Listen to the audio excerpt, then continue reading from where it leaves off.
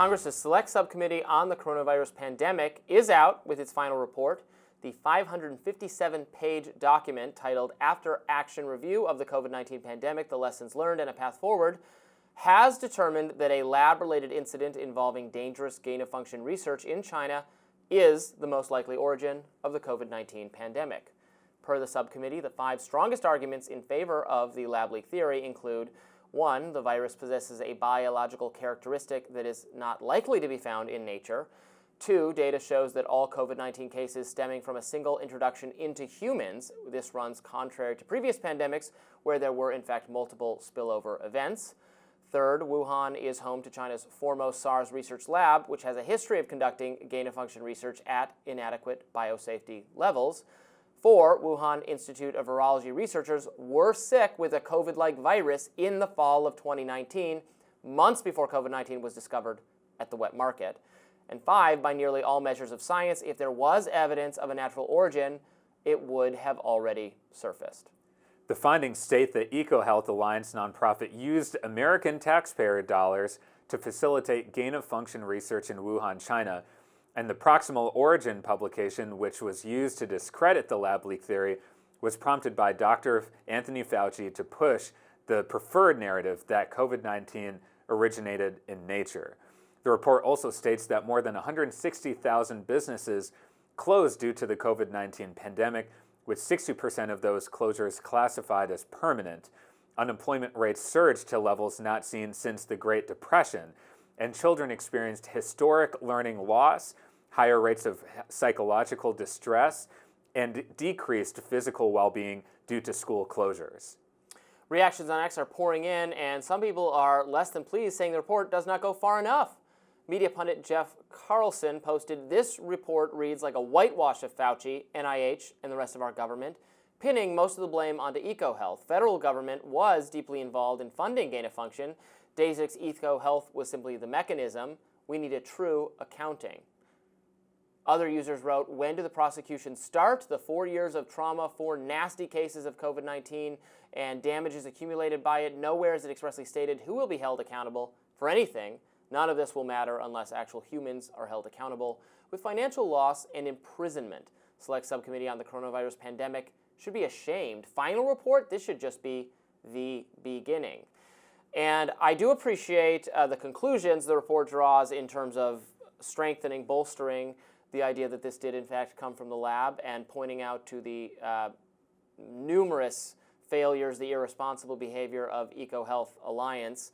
I agree that our own governments, our own agency, NIH, Fauci himself, have not properly been held accountable for greenlighting this funding. And I am increasingly sick of reports about reports about reports.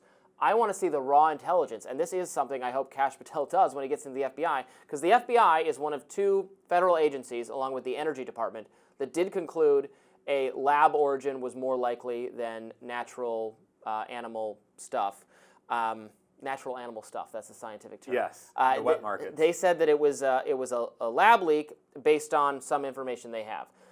And the smoking gun, the strongest evidence would be that the scientists sick at the lab. If scientists are sick at the lab before the wet market happened, and they're sick at the lab with something resembling COVID, it's open and shut. It's done. That solves the issue. That's the smoking gun.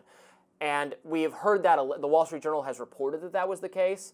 Other independent journalists have reported that that's the case. But I would like to see the raw intelligence that is the case. That is what I presume the FBI has, and the Energy Department, and maybe that this Select Subcommittee was able to see. But I'm sick of just hearing that asserted. I want to see the evidence that they have for that. And then it's done, and then we know it for sure. And we deserve to know it for sure, because it has to do with what we fund and where the culpability is. This is a pandemic that killed however many millions of people globally. And if it was truly caused because we funded some really risky research in a foreign laboratory, and then China covered it up, and we just said, oh yeah, let's stop eating pangolins, that would be bad, when it was really our research, that is a damning indictment. It would be. I would love to see that intel as well. It's so hard for, all of us, we're interpreting this information. Yeah. We're seeing reports of the reports. Like we don't know for sure right now. That's still the case. We don't know for sure. The language used in this report was likely, and I will say personally, from the beginning of the pandemic, I was asking questions about the origin story that we were told. The math was not adding up for me because of this Wuhan lab that was there that was doing the exact kind of research, the gain-of-function research where you're mutating these viruses in pretty extreme ways that ultimately have quite a resemblance to the actual COVID virus that we were dealing with.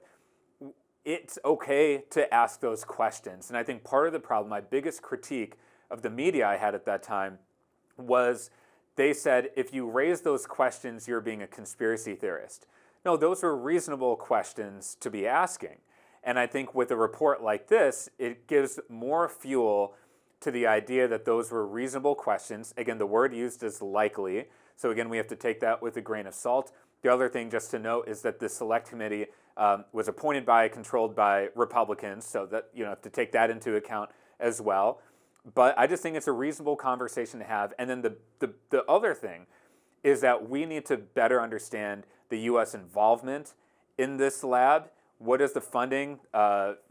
Potential nonprofit groups are U.S.-based also involved in funding that.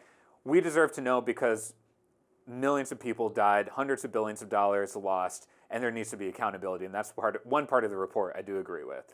Yes, so we hope that Jay Bhattacharya, who is being brought in to run the agency, I have a lot of confidence in him. He was a contrarian voice for a lot of the pandemic measures taken, and so I hope we can get truth and accountability and make sure something like this never happens again. And that is the fear, is that there was an effort to shift blame from the lab leak idea to something else so that the researchers who approved this kind of research not only will be shielded from accountability, but will be able to keep doing this exact thing. I mean, Dr. Fauci is the foremost advocate of this gain-of-function research. Even during when President Obama became very skeptical of this research and put a pause on funding for it. But there was an exceptions mechanism where Dr. Fauci was the one approving exceptions so that the experiments could still continue. The political process tried to put a constraint on this type of experimentation, and the permanent federal health bureaucracy said, that's nice. We're going to keep doing it, though. We think it's important. We think it's good. This is how we want to spend our money. And that's what so worries me. When the politically selected person, our president, says, no, stop doing this. And they do it anyway because, well, we know better than you. It's not a Republicans versus health thing. This was a Democrat who decided this. This was Obama, and it still went on.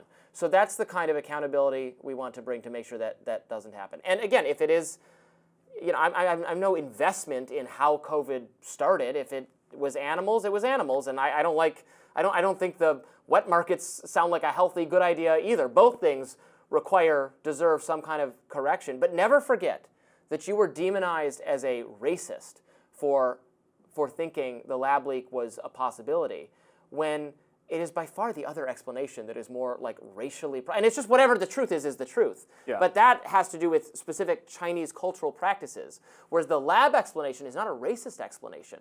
It's the U.S. government and the Chinese government was the failure there. They would, of course, rather it be it's on the people because they just can't stop eating bats or whatever, when it could have been the scientists themselves. The only quick thing I'll add is that it's going to be fascinating when RFK Jr., who wrote the book, The Real Anthony Fauci, that goes into a lot of this material we're discussing, might be the HHS secretary, will have influence over NIH. It's going to be fascinating to see what happens. Yes, it will.